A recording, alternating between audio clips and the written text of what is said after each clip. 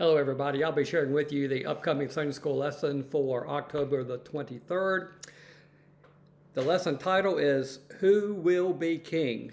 Comes from 1 Samuel chapters 8 and 10.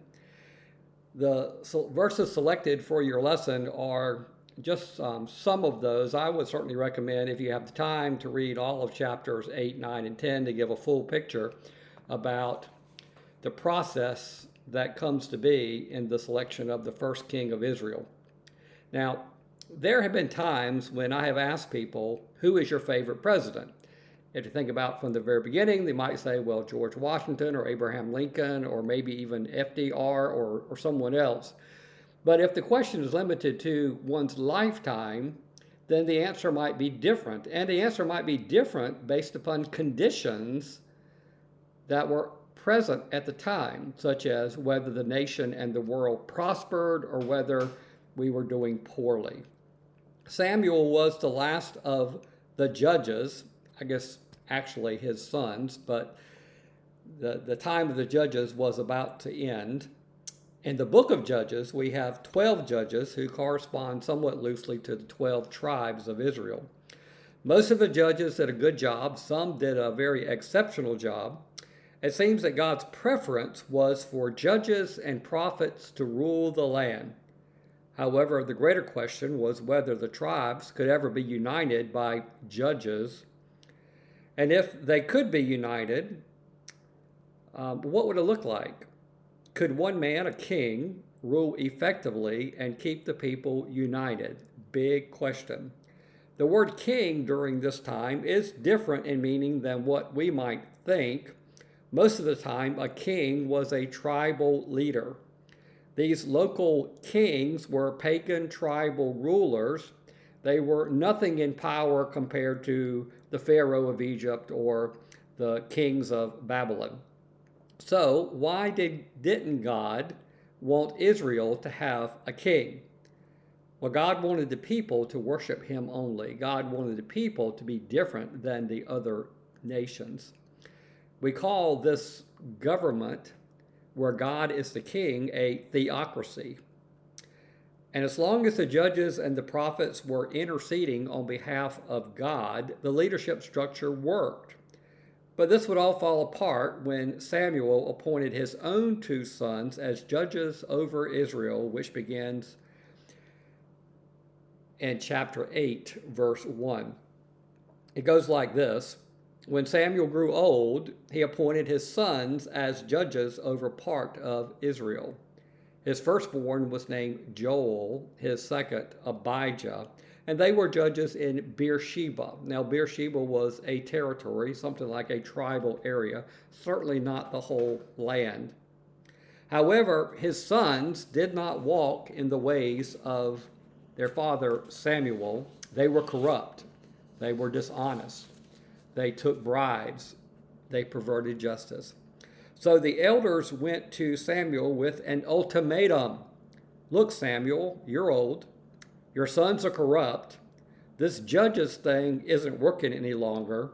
So give us a king. A king will solve our problems. Well, Samuel wasn't convinced, even though it was his own two sons who had messed up. So he prays and asks God to speak to him. And here's what God said, and I'm giving a short version from what the scripture says. But God said, the people are rejecting me, not you. God said, tell them what will happen. Warn them that the kings will take your sons and use them to serve him, the king. Tell them that your sons will fight the king's wars and make his weapons. Tell them that your daughters will be conscripted to become his maids and servants, like slaves.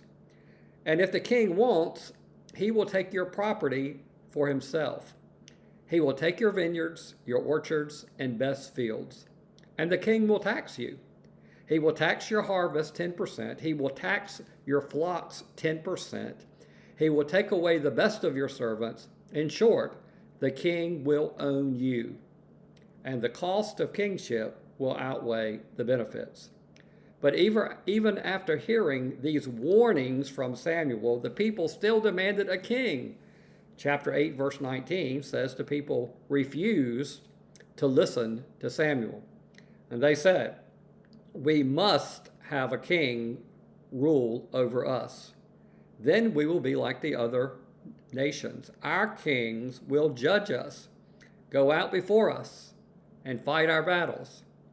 The people had high expectations of a king.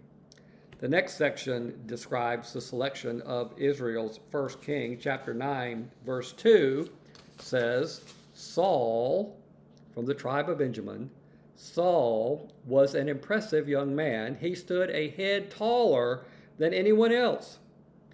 This description of Saul would be repeated in chapter 10, verse 23, and Samuel would say, "Look at him, there is no one like him." And this whole scene makes us think of what God would say as a matter of principle. Man looks on the outward appearance, God looks on the heart. The story of how Saul and Samuel meet is interesting. Saul was told by his father to go find a donkey that was missing, a very valuable donkey apparently. And so he and his servant, they go out looking for this donkey, cannot find the donkey. The servant suggests, well, why don't we go find Samuel? They called Samuel the seer, S-E-E-R, as in one who could see things that other people could not see. And they did find Samuel, and Samuel told them, "Don't worry, that lost donkey has been found." But for now, Samuel took Saul away and told him that the people wanted a king, and that God had selected him, Saul. And Samuel took a flask of oil and anointed Saul's head and kissed him ceremonially. On the way home, Saul was to obey Samuel's instructions, where he would meet and be honored by a group of prophets. Saul would make burnt offerings and fellowship offerings, and when the Spirit of God came upon him, Saul would prophesy along with the prophets. Quite interesting.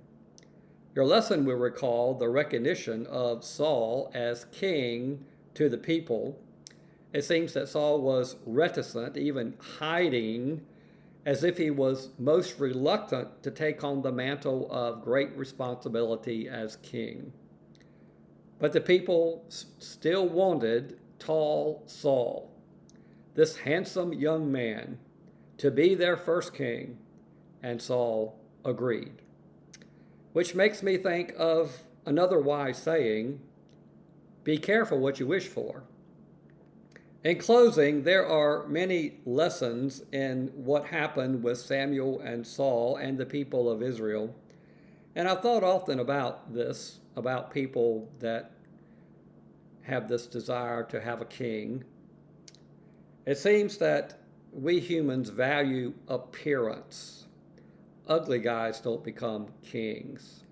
Midgets don't become kings. People with handicaps usually don't become kings. It's usually the tall, good-looking Saul. Those are the ones we glamorize. Sometimes we too are guilty of putting looks over competency. I hope you enjoyed this lesson, and I look forward to seeing many of you Sunday. May you have a blessed week.